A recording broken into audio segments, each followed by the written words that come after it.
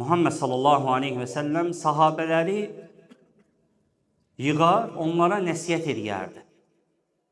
Onlara nəsiyyət edərdi əvvəlki peyğəmbərlərin və salih kəslərin başına hansı müsibətlər gəlib və onlar necə səbr ediblər.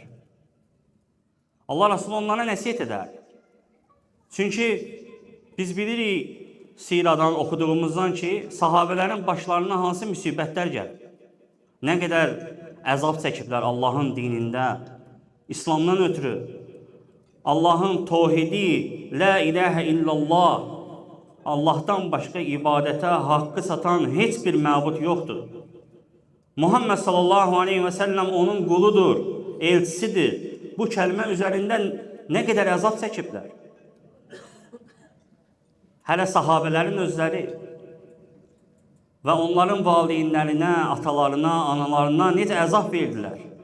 La ilahə illallah kəlməsindən ötürü. Onlar da sarsılırdılar. Allahdan nə zaman gələcək kömək, nasır, onu istəyirdilər, hətta sahabələr.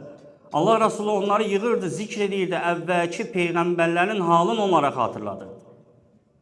Görün, yeryüzünə ayaq basmışların ən xeyirlisi Muhammed sallallahu aleyhi və səlləm sahabələri yığıb nə nəsiyyət edir? Söyləyir ki, Allah Resulü وَاِنْ كَانَ أَهَدُهُمْ لَيَفْرَهُ بِالْبَلَاءِ كَمَا يَفْرَهُ أَهَدُهُمْ بِالرَّخَاءِ.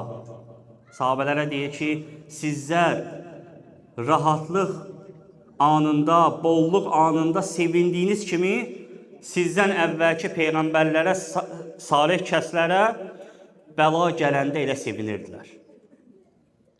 Çünki onlar bilirdilər ki, bu Allahdan imtihandır. Allah bununla onların günahlarını bağışlayır. Əff edir. Bir nimətdir Rəbbindən. Ona görə sevinirdilər. Kimə deyir Allah Resulü? Sahabələrə. Sizlər rahatlıq halında, anında, bolluq anında sevindiyiniz qədər onlar bəla gələndə sevinərdilər.